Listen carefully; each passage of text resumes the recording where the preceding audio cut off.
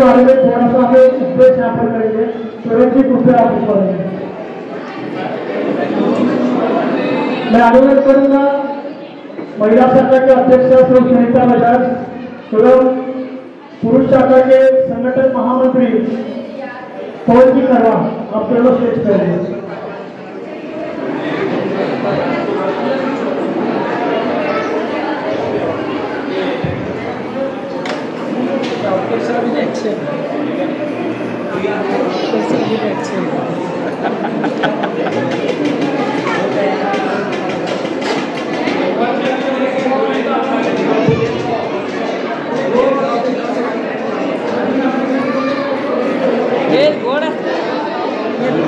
कृपया 2 मिनट के लिए शांति बनाए।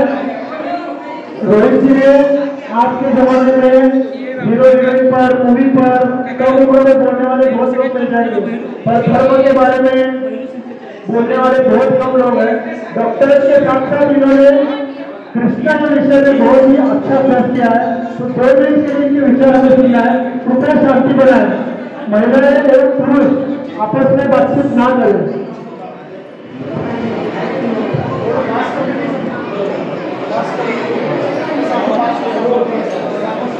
जय श्री कृष्ण। जय श्री कृष्ण। जय श्री कृष्ण। जय श्री कृष्ण। जय श्री कृष्ण। जय श्री कृष्ण। जय श्री कृष्ण।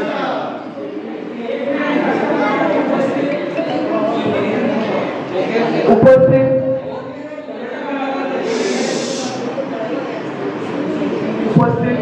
सभी माताओं, बहनों, भाइयों और बड़ीदारियों को कृष्ण रूप समझ करके जय श्री कृष्णा करता हूँ।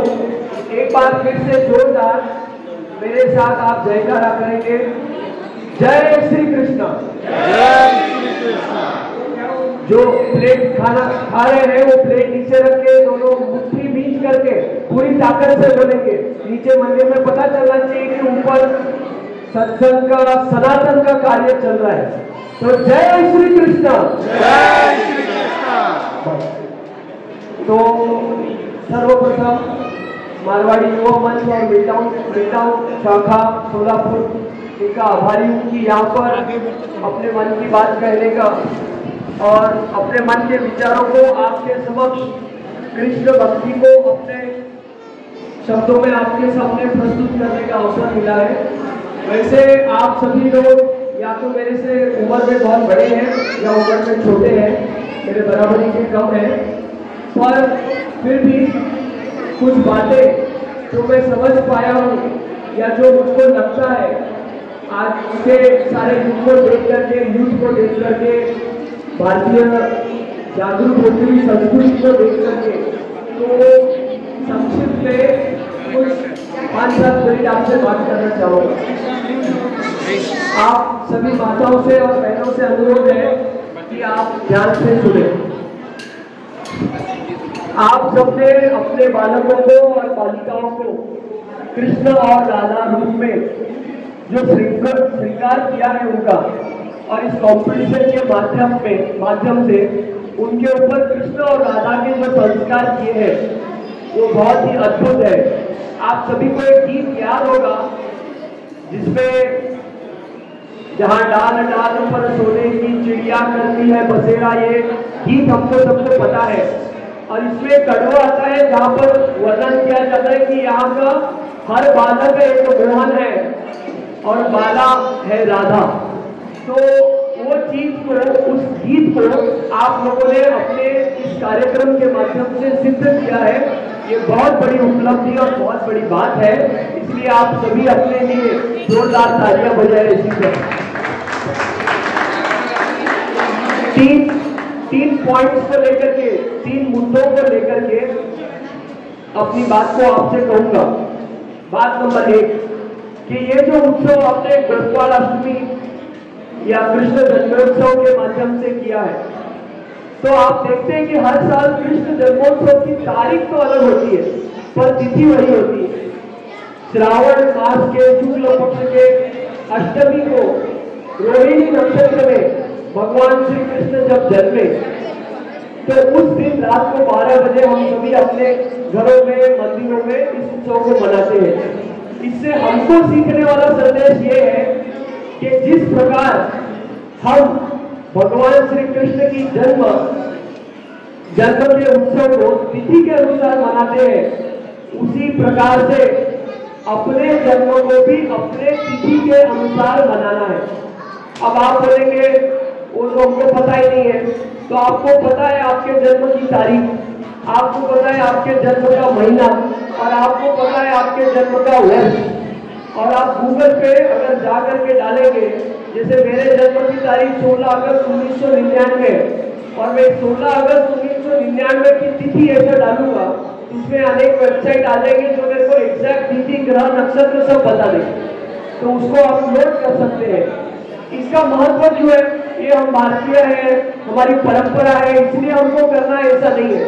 भारतीय परंपरा ये बहुत साइंटिफिक है, बिल्कुल अंधविश्वासी नहीं है।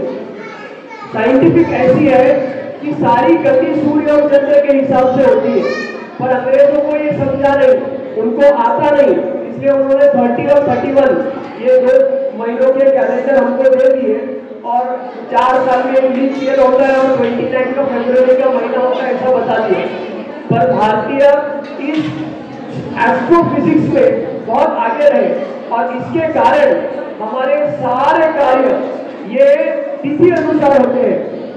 कोई भी उत्सव हो, कोई भी प्रसंग हो, ये सारा तिथि के अनुसार होता है। तो आपको मैंने बताया, और मेरे ख्याल से बहुत सारी माताएं यहाँ पर गूगल पे अपने जन्म की तिथि सर्च कर रही है। तो ये एक महत्वपूर्ण विषय है कि जिस प्रकार से अपने बालकों को और बालिकाओं को राधा कृष्ण स्वरूप में बना करके आपने राधा कृष्ण के संस्कार, स्वरूप के संस्कार उन्हें दिए हैं, इसी प्रकार से जन्म तिथि का संस्कार भी हम करें। ये एक बात नंबर 2, सुनो, बात नंबर 2 कि हम देखते हैं कि हमारे सबके जीवन में बहुत प्रकार की समस्या ऐसा मानते हैं। किसी को पैसे की दिक्कत है, किसी को घर परिवार में कोई दिक्कत है, किसी को काम करने में दिक्कत है, अनेक प्रकार की दिक्कतें हम देखते हैं, और हमको लगता है कि यार क्या मेरे मारवाड़ी में बोलते फूटड़ा नसीब, फूटड़ा भाग, और एक फूटड़ा भाग ले जन्मे में ऐसा बोलते हैं। तो ऐसी बात नहीं है। जगत के अंदर, सुनिए, जगत के अंदर समस्या हर किसी को है, और यही कारण भगवान के नर रूप में प्रकट होने का है। भगवान मनुष्य रूप में अवतार क्यों लेते हैं, ये बात बहुत सरल ऐसी समझने की। देखो, कुछ कवि ऐसा कहते हैं कि माँ की महिमा इतनी है कि भगवान को भी उसके कोख से जन्म लेना पड़ा। तो माँ की महिमा में कोई कमती नहीं है, पर भगवान त्रिगुण के परे है, सत्व रजो तमो के इस माया के परे है, भगवान किसी के अधीन नहीं है। तो भगवान ने भक्त प्रहलाद के लिए हिरण्यकश्यप के रूप में हिरण्यकश्यप को मारने के लिए नरसिंह अवतार खंबे में से प्रकट हुआ। वो किसी माता के कोख से जन्म नहीं लिए। तो भगवान मनुष्य रूप में जन्म क्यों लेते हैं, इतनी सारी लीला क्यों करते हैं? ये इसलिए करते हैं कि हमको मनुष्य बन करके किस प्रकार से जीवन जीना चाहिए, इसका सर्वोपरि उदाहरण और सर्वोपरि उसका एक एग्जाम्पल सेट करने के लिए भगवान ये सारी लीला करते हैं। जिस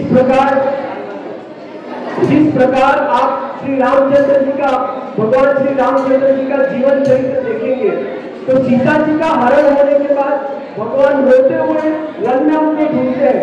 तो जो तीनों लोगों के नाम है, वो भला इस गतिविधि से कोई रोई है क्या? पर मनुष्य रूप में किस प्रकार से जीवन होता है, हमारी भावना कैसी होती है, संवेदनशील कैसे गति होता है, ये बात बताने के लिए भगवान नर लीला करते हैं। उसी प्रकार से माखन का चोरी करना, दोस्तियों के साथ रास करना, प्रेम की व्याख्या को कहना, ये सब बातों का संदेश जीवन में किस प्रकार होना चाहिए, ये बात बताने के लिए भगवान नर स्वरूप में अवतार लेते हैं। और बात नंबर 3 जो सबके काम की है, बात नंबर 3 जो सबके काम की है कि हम कहते हैं कि हमारे जीवन में बहुत प्रॉब्लम है। तो क्या प्रॉब्लम? कि भगवान से ज्यादा किसको प्रॉब्लम है? बच्चा पार्टी जय श्री कृष्ण। जोर से आवाज नहीं आया, नाश्ता किया ना, ताकत है। जय श्री कृष्ण। तो भगवान आधी रात को अंधेरे में जन्मे, कोई बड़ा हॉस्पिटल नहीं था, कोई सिजेरियन सेक्शन की फैसिलिटी नहीं थी। भगवान जेल में जन्मे। क्या हम में से कोई जेल में जन्मा है क्या? कोई नहीं। किसी के ऊपर ऐसा प्रसंग आया कि जन्मते ही अपने माता पिता से बिछुड़ गए? नहीं आया। किसी के साथ ऐसा प्रसंग आया कि अपना सगा मामा उसको मारने के लिए तत्पर है? बिल्कुल नहीं आया। किसी के जीवन में ऐसा प्रसंग आया कि जब वो बाल लीला करके उसमें एक रूप हुए तब तक तो उनको गोकुल छोड़ के जाना पड़ गया। तो कहने का मतलब है कि भगवान के जीवन के चरित्र को अगर हम देखते हैं तो हम देखते हैं कि इट्स फुल ऑफ हर्डल, पूरा प्रॉब्लम से कि जेल में पैदा हुए, आधी रात को पैदा होते ही अपने माता पिता से बिछड़ गए और जहाँ जाकर के सेटल हुए तो वहां से भी तुरंत 12 वर्ष की उम्र में उनको जाना पड़ा और बाद में भी इतना स्ट्रगल रहा। अरे खुद की पत्नी के साथ शादी होने के लिए उनका हरण करना पड़ा। तो ऐसे सब चैलेंजेस भगवान के जीवन में रहे और उनको कैसे फेस करके उनके ऊपर बात हम करें, ये बात हमको भगवान के चरित्र में से समझ में आती है और ये बात हम सबके लिए लागू है। इसलिए कहा जाता है कि 1 से 25 साल की उम्र में बालकों के ऊपर रामायण के संस्कार होने चाहिए, ये बताने के लिए कि क्या मर्यादा होती है। एक भाई अपने दूसरे भाई के लिए राजपाट छोड़ करके वन में जाता है और वो दूसरा भाई का इतना प्रेम कि भाई की चरण पादुका को राज सिंहासन के ऊपर रख करके वो पूरा राजपाट एक वनवासी के जैसे संभालता है। और 25 साल की उम्र से 50 साल की उम्र जब हम सब प्रकार का व्यवहार करते हैं तो कृष्ण नीति बोले महाभारत का उपदेश सब बालकों को, युवाओं को हो, ताकि किस प्रकार से हम हमारे डे टू डे लाइफ में सारे चैलेंजेस को फेस करें, कृष्ण नीति से अपने सारी समस्याओं का हल निकालें और किस प्रकार से देखो भगवान ने भी जयद्रथ को मारने के लिए सूर्य के ऊपर परछाई लाई थी, तो वो गलत बात नहीं है, झूठ नहीं है, अधर्म नहीं है। और जिस प्रकार द्रोणाचार्य का वध करने के लिए उन्होंने अश्वत्थामा और फिर हाथी धीरे से बोल करके उनका वध किया था कि वो मर गए हैं बताते हैं।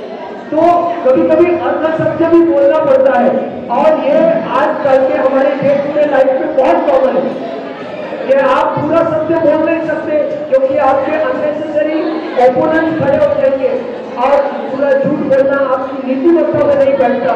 तो इस प्रकार से कृष्ण नीति का अनुसरण करके हम अपने जीवन को अत्यंत सुलभ, सरल, परंपरा में और मर्यादा में बना करके यशस्वी प्रकार से भारत को एक महासत्ता बना सकते हैं। ये 3 बात आपको आपके समक्ष रखना था।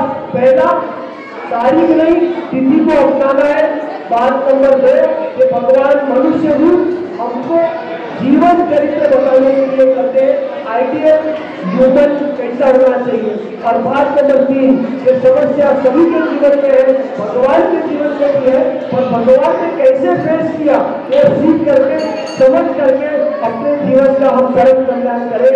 यही 3 बात आपसे कहनी थी। आप सभी ने ध्यान से सुना, इसलिए मनपूर्वक आपका धन्यवाद व्यक्त करता हूँ।